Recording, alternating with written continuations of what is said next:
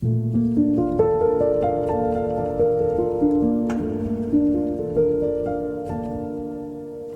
began painting 18 years ago. Then life happened.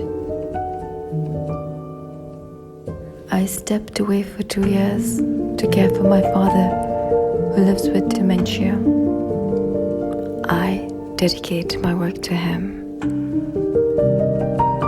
It began with plucking fruits and flowers from the garden and a promise to my father.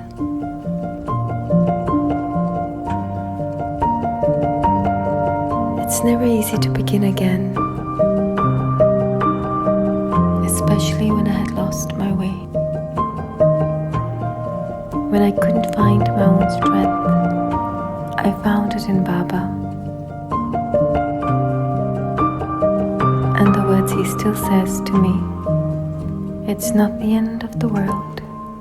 Don't give up. So, I'm going to finish what I started.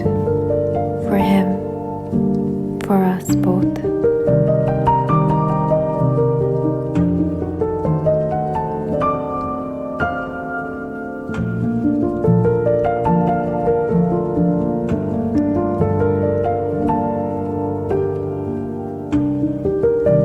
Today, I begin again.